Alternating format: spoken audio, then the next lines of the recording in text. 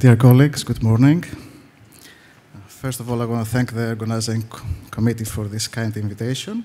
There are no conflicts of interest. And the topic today is, which is the best imaging modality to visualize the tricuspid valve? What are the pros and the cons? So why is it important to visualize the tricuspid valve? It was said in the previous talk, actually, the tricuspid pathology is quite common. It affects more than 1.6 million patients in the US, and it correlates with age. So in patients more than 75 years old, it's estimated to be, the prevalence is more than 4%, the patients that have moderate to severe TR. And also the mortality is substantially high, 15 to 5%, of course, dependent on comorbidities. We can detect vegetations to diagnose in the context of endocarditis. We can estimate non-invasively the pulmonary arterial systolic pressure with echo. We can detect any masses like fibroelastoma on the tricuspid valve. We can assess the function of the right ventricle. We can diagnose carcinoid syndrome. We can visualize pacemaker leads, CRT leads, and the association with the cardiac structures. In the context of rheumatic heart disease, we know that tricuspid valve is commonly affected. And because of its anterior location, any trauma or any damage from biopsies is quite common as well. Other patients are exposed to radiation, so it's important also to visualize the tricuspid valve. In case of coronary artery disease, we know that there is an involvement of the right ventricle as well in RCA infarcts. And of course, in left-sided, significant left-sided heart disease, the tricuspid valve is also frequently affected. And as said before the previous talk, the anatomy is quite complex compared to the anatomy of the left-sided heart disease. So which are our imaging modalities? It was said before that 2D transthoracic echo, 3D transthoracic echo as well with biplane imaging, the transesophageal echo, very important, 2D and 3D, cardiac CT, cardiac MRI, and the intracardiac cardiography, 2D and 3D eyes. And let's start with the transthoracic echo. The advantages, it's widely available, it's non-invasive, the cost is low, so it makes it excellent for initial assessment. Of course, there are some downsides, and mainly it's the acoustic windows in obese patients, patients with severe lung disease. It's quite difficult to get proper images. Of course, when it's more difficult to assess the posterior structures of the tricuspid valve, and also we need to take multiple views in order to properly assess the valve. Here are some examples. As a first assessment, we can assess the mobility of the leaflets and to grade the severity of the tricuspid valve regurgitation, you can see with a 2D transthoracic echo. And proceeding to biplane and 3D echo, we can get real-time acquisition data and anatomical visualization, and we could get good quantitative assessment of the area and of the volumes. There are downsides as well. It needs some expertise. The learning curve is quite significant. Of course, the acoustic windows has also a limitation. It's of higher cost, and we need dedicated software and equipment, and of course, it's more time-consuming. Some examples. With 3D transthoracic echo, we can assess the anatomy of the tricuspid valve, and we can measure the 3D vena contractor, which gives us more detailed information about the severity of the tricuspid valve regurgitation. And proceeding to transesophageal echocardiography, of course, it's superior in terms of resolution compared to the transthoracic echo. It's excellent for pre-op interventions and planning, and for a dynamic assessment during transcatheter procedures. We have better visualization of prosthetic valves and of posterior structures, and we get real-time anatomical visualization. And of course, good quantitative assessment of area and volumes. But expertise is still needed. It's semi-invasive because we use sedation. It's of higher cost, and sometimes esophageal pathology may limit its use. Some examples of 2D transesophageal echo. We can see the good resolution of the images, and we can assess the severity of the tricuspid regurgitation and the etiology. We can measure the annulus. And with 3D, we get better imaging of the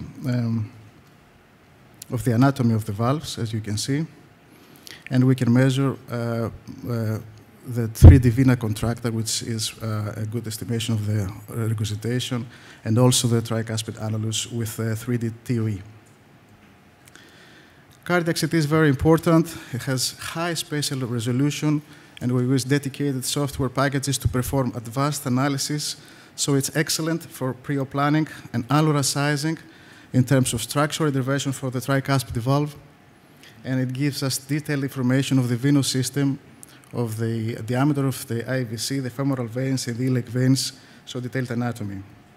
Of course, there is radiation exposure for the patient, and there's always the risk for nephropathy, contrast-induced nephropathy, especially in kidney disease, chronic kidney disease patients.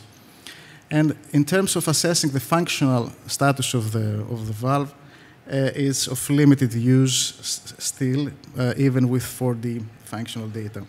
Some examples here, we can measure the tenting area, the tenting angle, the tenting height and computational head with cardiac CT.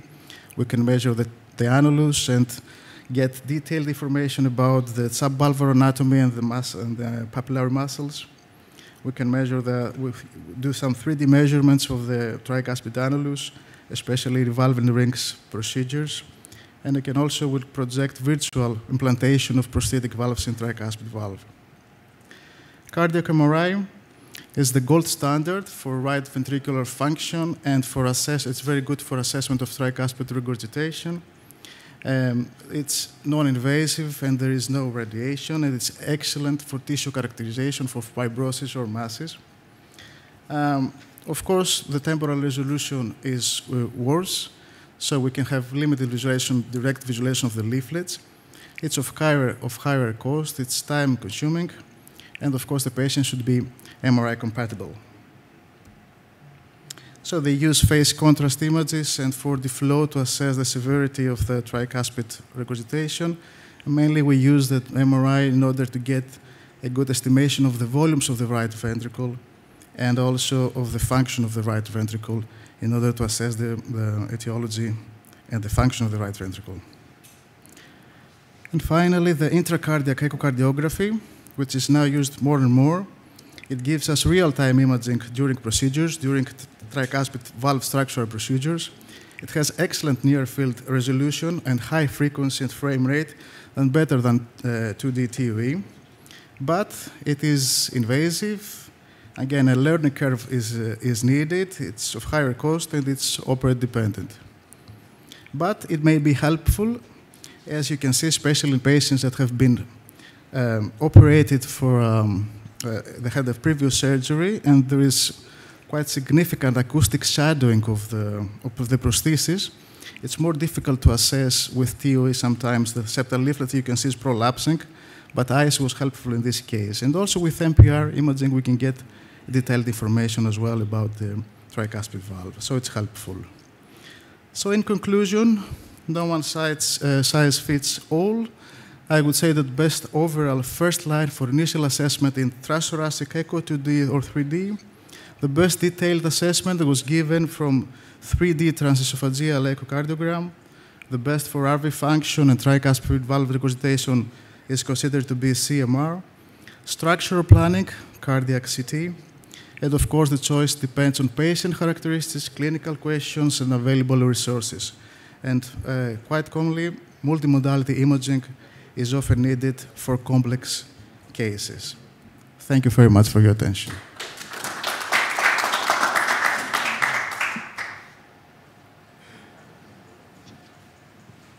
Congratulations, excellent talk. I just want to add something to the volumes we measure in MRI. We can do, even though it's time consuming, we can do this with 3D transthoracic, so we can